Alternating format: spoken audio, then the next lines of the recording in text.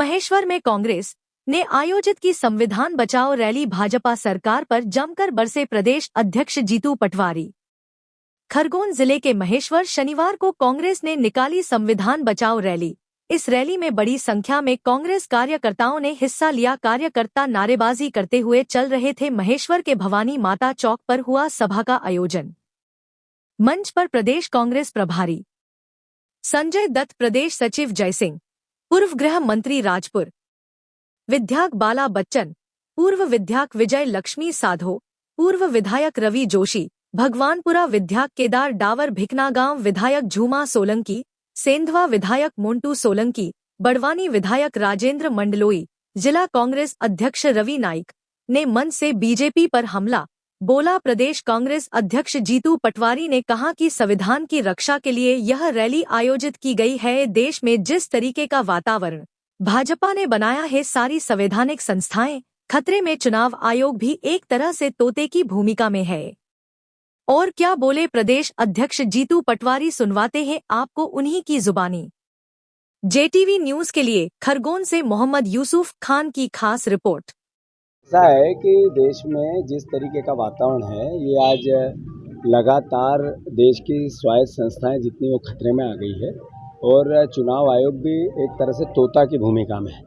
तो भरोसा होता है लोकतंत्र पे, चुनाव आयोग पे, चुनाव की व्यवस्था पे, वो देश की जनता का डगमगा रहा है। अभी आप देखो कि जितनी ईडी, सीबीआई या ऐसी संस्थाएं जो न्याय करती है, करप्शन रोकती है, वो सिर्फ विपक्ष पे काम करती है। करीब 6000 लोगों के ईडी के केस हुए, उसमें से 2-3% लोगों पर आखिरी चार्जशीट हुई। उसके अलावा जितने लोग थे वो या तो बरी हो गए या केस चल रहा है, पर एक भी बीजेपी का नहीं, एक भी सरकार का नहीं, सारे विपक्ष के। यानी ये मैसेज क्या है? अभी ईडी ने जहाँ जहाँ केस किए उनने सब ने बीजेपी को अभी वो जो चुनावी बॉन्ड में चंदा दे दिया। तो ये आखिर अल्टीमेटली तो देश के साथ अन्याय हुआ, आम जनता को गुमराह किया गया। तो संविधान की रक्षा कौन करेगा? कांग्रेस पार्टी ने देश की आज़ादी में अपनी शहादत दी, हमारे पूर्वजों ने दी, हमारे पूर्वजों ने देश की उन्नति में दी। अब हमारा दायित्व है कि संविधान बचाना है, तो फिर अपना गला भी कटवाना पड़े तो तैयार रहेंगे। कांग्रेस एक एक रहेगा, मैं मानता हूँ उसका संदर्भ तो था ही, पर हम विपक्ष के भी भूमिका निभानी है।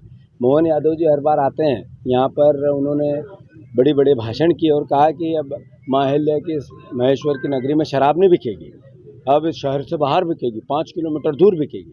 मैंने उनसे अनुरोध किया कि आप जहां मैंने भाषण किया उससे 2 किलोमीटर है शराब की दुकान, और बीजेपी के मंडल अध्यक्ष की, उनके नेताओं की, उनके कार्यकर्ताओं की ज़मीन पे है।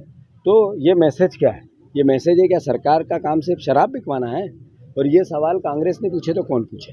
अभी आप शिवराज सिंह चौहान अभी पद यात्रा करूँगा, गुमराह कर रहे हैं लोगों को। अरे आपने झूठ बोल के वोट लिया है कि हम किसानों की आय डबल इनकम करेंगे, लाभ का धंधा बनाएंगे, 3100 धान का देंगे, 2700 गेहूं का देंगे, 6000 सोयाबीन के देंगे, हाँ खाद सस्ता करेंगे। क्या हुआ? सब उल्टा हो रहा है। जितने किसान सोसाइटी के थे, जिनके ऋण माफ़ हुए थे, उनको ओवरड्यू कर दिया सरकार ने। उन्होंने कहा था हम ब्याज भरेंगे ओवरड्यू का, शिवराज जी ने भाषण में कहा, विधानसभा में कहा, चुनाव में कहा। क्या हुआ उस ओवरड्यू का? सारे किसान ओवरड्यू हो गए, अब उनको खाद भी नहीं मिलता सोसाइटी का। तो इसके लिए दोषी कौन है? शिवराज सिंह चौहान ही तो है। ये धोखा किसानों को किसने दिया? बीजेपी और शिवराज सिंह चौहान ने ही तो दिया। तो आखिर ये सवाल कांग्रेस ने पूछे तो कौन पूछे? हम विपक्ष में हैं, 3000 मोदी जी आ रहे हैं, मोदी जी बहनों को सिंदूर कार्यक्रम कर रहे हैं। अरे आप बहनों से 3000 का वादा करके गए थे, क्या हुआ उसका? 3000 में भी 1200 दे रहे हैं, और वो भी धीरे धीरे सांस ले रहा है। आपने आज 1.5 साल हो गया, 3000 क्यों नहीं दिए? वोट तो 3000 के नाम के थे। तो मोदी जी की गारंटी थी, 2.5 लाख नौकरियों की, मोदी जी की गारंटी थी 450 के गैस सिलेंडर की, मोदी जी की गारंटी थी, एक पूरी नहीं हुई।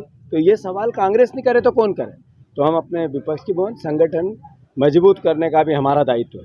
हम विपक्ष की भूमिका तभी निभा सकते हैं जब हमारा संगठन मजबूत हो, तो उसकी भी एक प्रक्रिया है। तो सब संदर्भ में मैं आया था। सर, जैसे कि जिस तरीके से अभी विजय शाह जी का लगातार बयान माफी का है, बात यह है कि उनके माफ़ी से अगर किसी का अपराध कर दो और फिर माफ़ी मांग लो, ये तो वैसी ही बात हो गई कि हिट एंड रन में एक लड़के ने पुणे में, एक आर्थिक संपन्न अरबपति के लड़के ने एक आदमी की हत्या कर दी, एक दंपत्ति की हत्या कर दी, और कोर्ट ने कह दिया चलो अब गलती हो गई तुमसे, ऐसे लिखो, तुम्हें क्षमा कर देते हैं। ऐसे तो उसका विरोध पूरे देश में हो। ऐसे ही आखिर ये कोई विजय शाह की लड़ाई में कांग्रेस की है क्या? ये लड़ाई देश की है। ये लड़ाई कोई मेरी या तेरी या पक्ष या विपक्ष या सत्ता या कांग्रेस की थोड़ी है। ये लड़ाई है देश के सम्मान की, ये लड़ाई है बहनों के सम्मान की, ये लड़ाई है सिंदूर कार्यक्रम करने आ रहे हैं नरेंद्र मोदी जी, तो उस बहन को जिसका अपमान किया था उसके सम्मान की। वो सेना के लिए शहादत देगी, शहादत के लिए तैयार है। तो नेचुरल है, हम सब भारतवासियों का दायित्व है। क्षमा से काम होता तो कोर्ट निर्देश नहीं देता, क्षमा से काम होता तो सुप्रीम कोर्ट SIT नहीं बनाता। ये तो नरेंद्र मोदी जी की आंखें नहीं देख रही है, उनके कान नहीं सुन रहे हैं, बीजेपी के कानों में जू नहीं।